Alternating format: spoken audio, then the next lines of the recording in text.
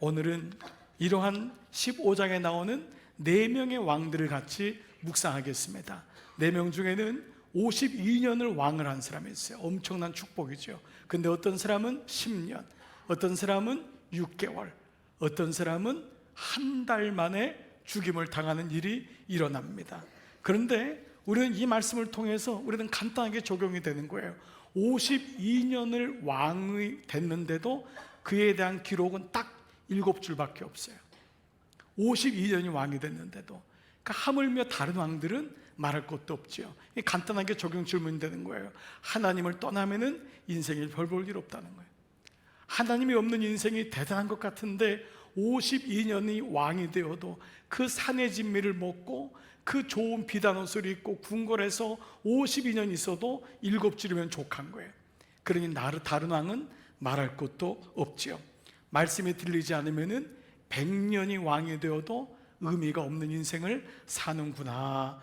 자, 그런데 하나님께서 이 4명의 왕들만이 아니라 모든 왕들에게 공통점이 있어요. 그들에게 아픔과 연약함이 있어요. 그런데 말씀드린 대로 이 아픔과 연약함에 대해서 두 가지로 나눠져요. 어떤 사람은 끝까지 숨겨요. 그리고 고집해요. 이전에 아픔을 경험했는데도 나이가 70이 넘었는데도 또 그걸 몰라요. 또 반복해요. 그리고 그것이 자녀에게로 그대로 또 흘러가요. 근데 어떤 사람은 이것을 구속사의 재료로 삼아요. 하나님께 나가요. 이거를 지금 묻는 거예요. 당신은 똑같은 실수를 반복하고 원하지 않는 일을 했을 때, 혹은 고난이 왔을 때 이것 앞에 겸손히 무릎을 꿇고 있는가? 아니면은 당신은 여전히 고집을 피우고 내 생각 안으로 나를 맞추고 있는가라는 거죠. 자, 이제 네 명의 왕들을 한번 같이 묵상해 볼게요. 첫 번째 왕은 바로 유다의 왕 아사랴예요. 3절 4절 남유다의 왕이에요. 남유다에는 북이스라엘에 비해서 왕의 연한이 길어요. 자, 이 사람은 보통 형통의 왕이라고 할 정도로 축복을 많이 받은 사람 중에 한 명이에요. 같이 읽을게요. 시작. 아사랴가 그의 아버지 아마샤의 모든 행위대로 여호와 보시기에 정직히 행하였으나 오직 산당은 제거하지 아니하였으므로 백성이 여전히 그 산당에서 제사를 드리며 분향하였고. 자, 역시 우리 눈에 보여지는 게 뭐죠? 오직 산당은 제거하지 않은 거예요. 이 산당이 결국 이 사람을 무너뜨리는 거예요. 산당은 예배의 실패요, 산당은 물질의 걸림이요, 산당은 말씀이 들리질 않는 거예요. 말씀에 대해서 무지한 거예요. 정말 그것이 산당의 기초 역사였잖아요. 그러니까 산당은 말씀은 안 듣는 거예요. 그러니까 삶은 열심히 사는데 말씀이 없는 삶을 사는 거예요. 우리일 수도 있다고요. 두 번째, 이 산당을 제거하지 않는데 백성들도 여전히 그 길을 걷는 거예요. 자, 이런 모습이 흘러간다. 좋은 것만 흘러가는 게 아니에요. 참 믿음은 흘러가요. 그래서 문제 아이가 있는 것이 아니라 미안하지만 문제 부모만 있을 뿐이다. 우리는 이 말씀을 우리 스스로에게 받아들이는 것이죠. 자, 그런데 이 사람의 5절에 보면은 어떻게 되냐? 나병에 걸려요. 기가 막혀 왕이 문둥병에 걸리는 것입니다. 5절 한번 읽을까요? 여호와께서 왕을 치셨으므로. 주어가 누구지요? 여호와께서. 그냥 전염병으로 걸린 게 아니에요. 이게 성경을 보는 눈이에요. 작은 것 하나도 하나님이 그 안에 있음을 인정해야지만이 문제가 풀려요. 안 그러면은 그냥 뭐 우연히 이렇게 걸렸지, 뭐 내가 뭐 건강관리 안 해서 이렇게 병이 걸렸지, 내가 재정관리 안 했으니까 이런 문제가 터졌지. 이건 늘 내가 문제의 중심이 되는 거예요. 근데 성경은 주어를 찾아야 돼요. 여호와께서. 이걸 받아들이기 어렵죠. 아니, 사랑의 하나님이 당신의 왕에게 문둥병을 줘, 나에게 이런 병을 줘, 나를 망하게 해. 이게 어려워요. 그러나 어렵다고 주어를 포기하면은 말씀이 보이질 않아요. 여호와께서 그를 쳤어요. 그가 죽는 날까지 나병 환자가 되었대요. 그리고 그의 아들이 대신해서 다스리는 비극적인 모습을 보여주고 있어요. 이 사람이 아사랴인데 여러분 들어보셨는지 모르겠어요. 이 사람의 다른 이름이 우시아예요. 우시아. 이 우시아가 왜 중요하냐면 우시아가 나병 환자가 된 왕이었기 때문에 렘블란트라든지 고대의 미술 화가들이 이 사람에 대한 이 그림을 많이 그렸어요. 자, 그런데 이 우시아인데 유대 왕 중에서 형통하게 한 사람이었어요. 실제로 하나님이. 자, 그래서 역대하 26장에 열왕기 15장 말씀이 이 같이 나오는 거예요. 역대하 26장 4절 5절 하나님의 묵시를 밝게 하는 스가랴 제사장이 사는 날 동안, 즉 말씀이 들리는 날 동안에 그는 하나님을 찾았다는 거예요. 즉 말씀이 있는 동안에 하나님이 그를 형통하게 하셨다는 거예요. 그에게는 스가랴 제사장이라고 하는 탁월한 하나님의 사람이 있었어요. 그리고 그가 옆에서 지도해 줬던 거예요. 그러나 스가랴가 사라지면서, 그리고 이 사람이 어느 날 말씀을 찾지 않는 거예요. 말씀이 있었을 때는 하나님이 그를 형통하게 하신 거예요. 형통의 기준이 뭐냐? 하나님이 그를 형통하게 한 거예요. 하나님이. 그는 물론 정치를 잘한 사람이에요. 이 우시아는 군사력도 있었어요. 그러나 여기 문제가 있는 거예요. 자기 재주가 아니라 하나님이 그를 형통하게 하셨다는 거예요. 그런데 16절에 보니까 그가 그렇게 강성해졌는데 그 다음 말씀이 그의 마음이 교만하여 결국 악을 행하여 그의 하나님 여호와께 범죄함. 하나님이 형통을 줬는데 지가 똑똑한 줄 알았던 거예요. 결국 어떻게 하죠? 하지 말아야 할 짓을 하는 거예요. 여호와의 성전에 들어가서 분향을 하는 거예요. 자기가 제사장 역할을 한 거예요. 결국 이 일로 인해서 나병 환자가 돼서 평생을 궁에 숨어 살면서 마무리가 돼요. 여러분, 우리는 이 열왕기서를 통해서 한 인생에 그냥 형통하다가 그렇게 죽었구나, 이게 세속사거든요. 근데 구속사는 말씀드린 대로 하나님이 그의 형통함으로 인한 교만이 무너짐이 되었지만, 그 교만을 통하여 무너짐이 끝나는 것이 아니라 그 무너짐이 하나님께로 나오는 기회가 되는 거예요. 여기까지 보셔야 돼요. 이것이 하나님의 일하심인 거예요. 그러니까 이제 왕들이 어떤 왕이 좋은 왕이냐 나쁜 왕이냐 이거 구별하는 것이 OX 문제가 열왕기서의 주제가 아니에요. 하나님은 그 연약함까지도 당신의 자녀가 구원을 이루는 재료로 되는 것을 경험하게 하시죠. 적용 질문해 볼게요. 혹시 나도 나병 같은 질병으로 무너진 적은 없는가? 나도 혹시 그런 병 때문에 아픔을 경험한 적은 없는가? 교만과 질병을 통해서, 그런데 동시에 하나님이 나를 부르시고 있다는 것을 나는 깨닫고 있는가? 이게 중요해요. 교만으로 무너진 게 중요한 게 아니에요. 누구든지 무너질 수 있어요. 누구든지 병이 들 수 있어요. 그런데 그 병이, 그 무너짐이 나를 부르시는 하나님의 사인인 것을 아는 것이 중요해요. 자, 이것이 첫 번째 왕이었어요. 여러분에게 말씀이 들리기를 축복합니다. 두 번째로 북이스라엘의 여로보암의 아들 스가랴입니다. 8절 시작. 유다의 왕 아사랴의 제 38년에 여로보암의 아들 스가랴가 사마리아에서 6달 동안 이스라엘을 다스리며. 자, 불과 반년만 이스라엘을 다스리다가 왕에서 축출돼요. 이 사람은 평생을 여로보암의 그 죄에서 떠나지 않은 거예요. 그러다가 10절에 야베스의 아들 살룸이 그를 반역하여, 살룸은 그의 측근이에요. 그를 반역해가지고 백성들 앞에서 수치를 줬어요. 백성들 앞에서 다 쳐 죽인 거예요. 그리고 이 사람이 자기가 왕이 된 거예요. 자, 우리는 혹시 이 적용 질문이 가능할 거예요.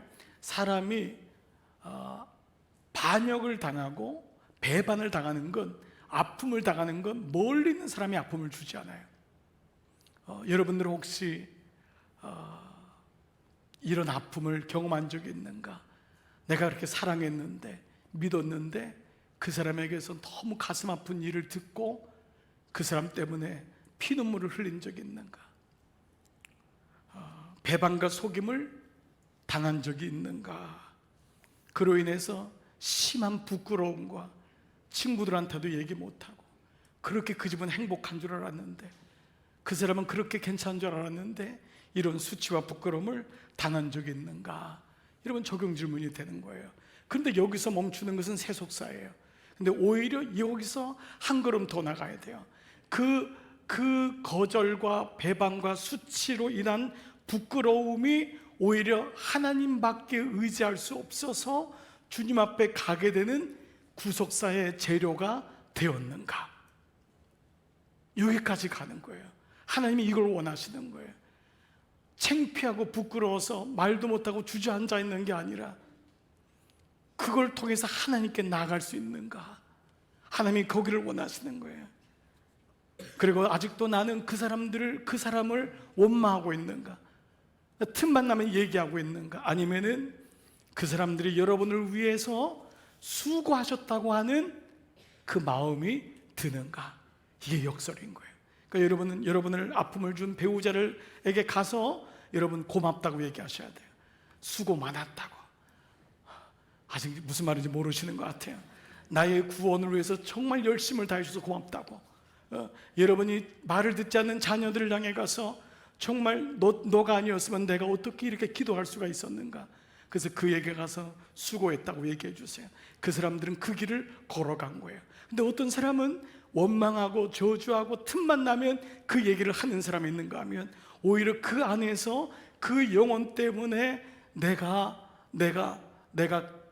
그 영혼 때문에 기도하고 하나님 앞에 가슴을 고백하게 되는 거예요. 모든 사건들이 구속의 재료로 보이는 거예요. 그래서 열왕기서를 보는 눈이 바뀌는 거예요. 어떤 왕이 좋은 왕이냐, 어떤 왕이 나쁜 왕이냐, 내 남편이 좋은 사람이냐, 내 아내가 좋은 사람, 이게 아니라 우리가 당하고 있는 고난과 아픔을 통해서 하나님의 구원이 어떻게 이루어지고 있는지를 보는 거예요. 이것이 성경을 보는 오늘 열왕기서의 또 다른 은혜예요. 자, 세 번째 왕은 이렇게 구테타를 일으킨 왕이 된 살룸입니다.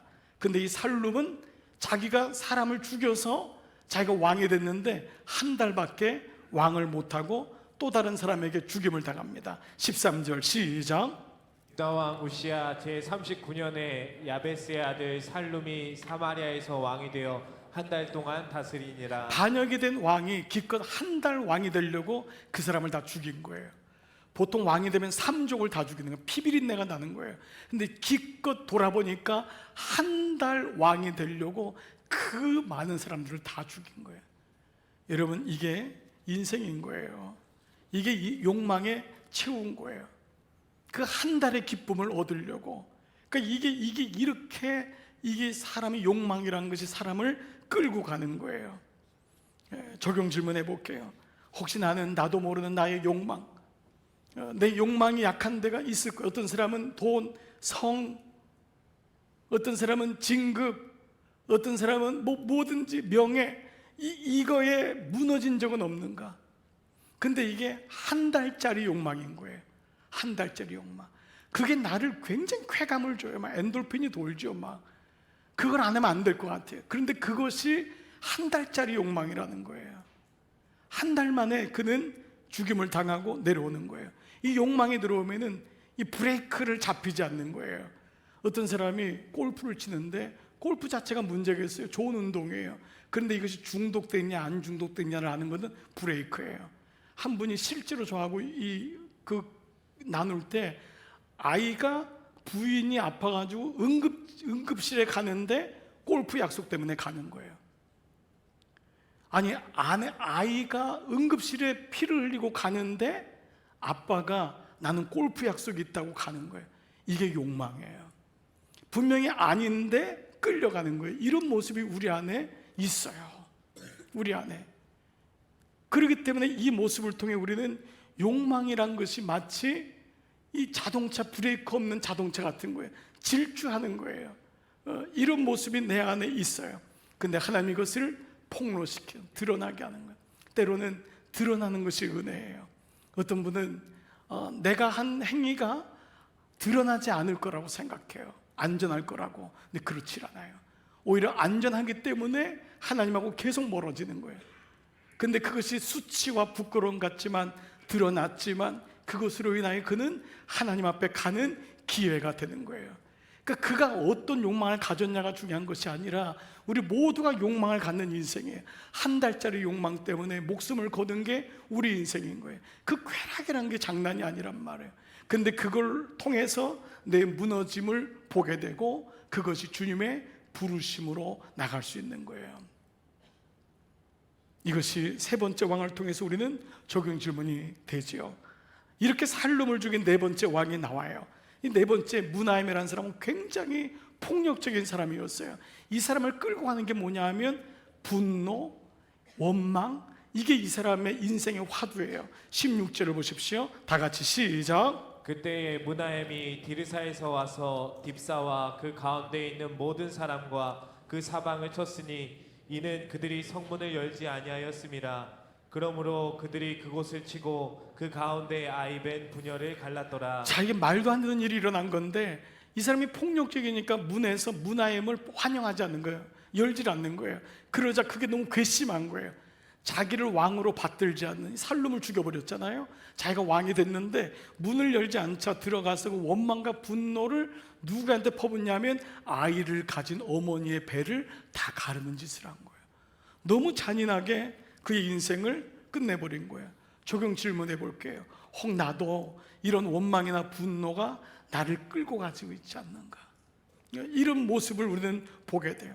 여러분, 누군가를 향해 죄송해요, 심지어 좀 죽여버리고 싶다, 이런 마음이 든 적은 없습니까? 저 인생이 내게 도움이 안 돼. 이런 분노가 큰 분노가 아닐지라도 걸핏하면 너무 화가 나는 사람 있잖아요. 혹시 이 자녀들 중에 청년, 혹시 청장년 중에 그냥 아내한테도 화가 나고 애한테도 화가 나고 모든 게 막 화가 나는 사람 있지 않아요? 여러분, 이게 지금 무나임의 모습입니다. 근데 이 모습으로 인해 무나임은 결국 죽임을 당해요. 자기의 분노로 인해 또 다른 쿠데타가 일어나서 무나임은 얼마 정도 있다가 또 다시 왕이 바뀌는 일을 경험하게 되죠. 여러분, 우리의 인생에 넘어지죠. 이런 분노와 원망 때문에. 그런데 이 분노와 원망이 사고가 되고 드러났을 때 오히려 이걸 통해 하나님을 만나게 돼요. 정말 감사한 간증이 하나가 있어요. 이분은 정말 늘 분노가 있었어요. 걸핏하면 차를 타면 막 욕을 하고 늘 사람들한테도 막 뉴스 보다가도 욕하고, 근데 본인 안에 이런 분노가 있는 줄 몰랐던 거예요. 실제로 차 사고가 났어요. 근데 너무 저쪽에서 뻔뻔하게 나오니까 그만 멱살을 붙잡는 순간에 이 사람을 친 거예요. 그것이 빌미가 돼서 1년 동안 형무소에 들어가는 일이 벌어졌어요. 그런데 이 형무소에서 그는 비로소 자기가 자기 인생을 끌고 가는 것이 무엇인지를 알게 된 거예요. 여러분, 너무 어려운 일이었지만은 광야의 등록금은 너무 비싸지만 그 안에서 하나님을 만날 수 있었던 거예요. 그렇지 않으면 그는 평생을 자기의 분노와 성냄, 원망이 정상적으로 생각하기 때문에 결국 하나님을 만날 수가 없습니다. 그렇기 때문에 믿음이란 것은 아무 일이 안 생기는 것만이 능사가 아닙니다. 우리 삶에 폭로가 되고 어려움이 있지만 그 가운데 하나님이 내 인생 속에 있음을 인정하고 그 하나님이 나에게 이 사건을 주는구나라고 고백할 때 비로소 그가 거기서부터 하나님을 만나게 된다는 거예요. 또 하나 이 사람에게 아픔과 연약함이 있어요. 바로 돈입니다. 19절 보십시오. 아수르 왕 불이란 이름이 아수르 왕의 이름이에요. 와서 그 땅을 치료하며 무나햄이 어떻게 했냐? 보통 왕들은 이방 민족에 오면 기도합니다. 하나님께 간구해요. 매달려요. 근데 이 사람은 오자마자 한 게 뭐냐 하면 은 1000달란트, 지금의 시가 3,000억 원을 이방 왕에게 냉큼 줍니다. 이 사람의 머릿속에 뭐가 있냐 하면 돈으로 해결할 수 있다고 하는 게 깔려 있는 거예요. 이 돈을 부자들로부터 강탈하는 일이 일어나게 돼요. 어떤 모습인지 보이시죠? 근데 그 뒤에 보니까 불에게 주어서 그로 자기를 도와. 이 사람에겐 이스라엘 백성은 안중에도 없는 거예요. 자기를 도와주게 함으로 나라를 자기 손에, 하나님 손이 아니라 자기 손에 세우고자 함이 이 사람의 목적이었던 것입니다. 여러분, 이런 의미로 본다면 물질은 우리에게도 여러 가지로 아픔이 될 수 있어요. 지금도 여러분 중에는 물질로 아픔을 경험하는 분이 있을 거예요. 잘못 투자를 했거나 은퇴연금을 잘못 썼거나 아니면 사업하려고 했는데 이게 돈이 묶여가지고 좋은 일을 하려고 했는데 이런 여러 가지 문제가 있을 수 있어요. 근데 여러분이 그 문제가 풀리기를 바라요. 그런데 풀리는 것으로만 해결되면 안 돼요. 그 가운데 하나님의 개입하심을 봐야 돼요. 그 물질의 아픔을 통해서 하나님이 우리를 나오게 하기를 원하시는 거예요. 그런데 여전히 그 문제를 자기 머리로 해결할 수 있다고 생각하는 거예요. 이건 아닙니다. 누구든지 물질의 아픔을 경험해요. 경험할 수 있어요. 그 시간 속에 나는 하나님께 나오고 있는가? 아니면 여전히 내 생각대로 해결할 수 있다고 생각하는가? 하나님이 여러 찬스들을, 여러 기회들을 주세요. 그런데 그것을 깔고 뭉기는 사람이 있는가 하면 그것을 통해서 하나님을 보는 사람이 있습니다. 적용 질문해 보겠습니다. 나는 돈 때문에 무너진 적이 있었습니까? 돈으로 여러분 무너졌습니까? 그런데 돈 때문에 주님의 음성이 들린 분이 있습니까? 여기까지 가는 것입니다. 하나님의 도우심이 여러분과 함께 하시기를 축복합니다. 말씀을 좀 마무리하면서 한 집사님의 열왕기 하의 묵상 간증을 여러분과 함께 나누겠습니다. 저는 어릴 때부터 열등감에 빠져 살았습니다. 그래서 결혼 후에는 내 자녀들이 최고의 대학에 가는 것, 최고의 것을 가질 수 있도록 노력을 아끼지 않는 것이 어머니의 나의 책임이라고 생각했습니다.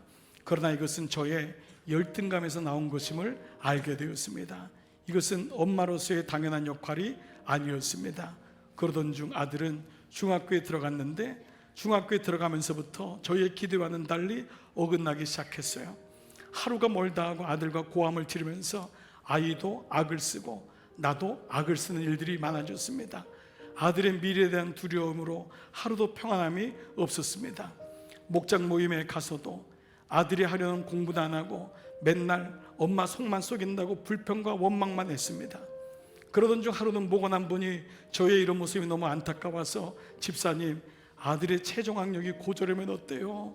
라고 나를 위로했는데 그 말에 너무 화가 치밀어서 다툰 적도 있습니다. 그러던 중 열왕기하 13장에서 예후의 아들 여호와스가 아버지를 따라 여로보암의 죄를 따라가고 거기서 떠나지 않을 때 하나님이 그를 아람과 하사얄과 벳아닷의 손에 넘겨서 학대받게 하셨고 이로 인해 여호와스가 비로소 하나님께 무릎을 꿇고 간구하는 모습을 통해 아들도 저 때문에 저도 아들 때문에 하나님의 학대를 경험하고 있음을 비로소 알게 되었습니다. 그리고 이때가 원망하고 불평할 때가 아니라 기도해야 할 때임을 깨닫게 하셨습니다. 무엇보다 아들의 반항과 방황이 저를 사로잡고 있는 감옥임을 깨달아 줬습니다. 하나님께서 저를 그 감옥 안에 갇히게 하셔서 머리를 들게 해주실 때까지 잘 견뎌야 함을 말씀해 주셨습니다. 그리고 그 아들이 저의 구원을 이루기 위해 수고하고 있음을 알게 되니 아들이 더 이상 미워지지 않게 되었습니다. 아이의 문제가 문제아이가 아니라 제가 문제 부모라는 것을 진정으로 회개하게 되었습니다. 아들은 고등학교를 졸업하고 군복무를 마친 후 밑바닥부터 사회생활을 하고 있습니다만 여전히 형식적으로 예배드리는 모습을 보며 아직도 제게 하나님의 전심으로 간구해야 하는 시간이 남아있음을 깨닫게 하십니다. 그러나 이전과는 달리 이제는 아들을 보는 눈이 달라졌습니다. 또 아들을 통해서 저와 저의 가정의 구속사를 이뤄 나가시는 하나님을 묵상하게 되었습니다.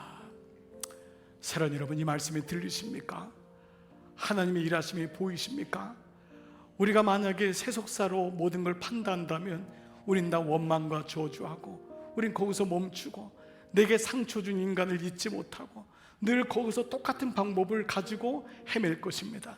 그러나 이 말씀이 구속사적으로 보이면은 하나님의 일하심을 보이게 되고 그 가운데 나의 연약함과 나의 아픔과 수치는 오히려 하나님 앞에 가는 나를 정확하게 보는 믿음의 구속의 재료가 될 수 있음입니다. 이번 한 주 여러분의 삶을 주님 앞에 올려보십시오. 저도 이 말씀을 묵상하면서 저의 인생을 돌아보게 되었어요. 저희 아버지 어머니가 저의 구원을 위해서 열심히 불신 생활하고 심지어는 저를 세우고 그렇게 사업에 빠져서 탕진하셨습니다. 저의 구원을 이루게 하여 하나님과 정반대의 삶을 사셨습니다. 저는 그래서 구원이 일찍 들어올 수 있었습니다. 결혼해서 아이가 3년 동안 병원에 있으면서 할 수 있는 것이 아무도 없었는데 그 아이의 병 때문에 그 아이는 저와 아내의 믿음을 다시금 갖게 하고 하나님께 나가는 일을 수고스럽지만 감당할 수 있었습니다. 돌아보니까 목회 시간 속에서 너무 많은 어려움들도 있었어요. 근데 그 어려움들이 다 결국은 나의 구원을 이루는 과정이었구나. 지난 8년 전 생각지 않은 병으로 너무 어려웠었어요. 근데 그 병조차도 다시 목사이지만 하나님 앞에 나오라고 하는 주님의 음성이었고 그때 다시 하나님께 울음을 회복하고 다시 눈물을 회복하는 마음을 갖게 되었습니다. 사랑하는 여러분에게 이 마음이 들려진다면 열왕기서를 보는 눈이 달라질 것입니다. 여러분, 좋은 왕 나쁜 왕이 아니라 내가 그 왕이고 나의 연약함과 아픔을 통해서도 여전히 하나님의 구원을 이루어 나가시는 하나님의 은혜에 초점을 맞춰 보시기를 주의 이름으로 축복합니다.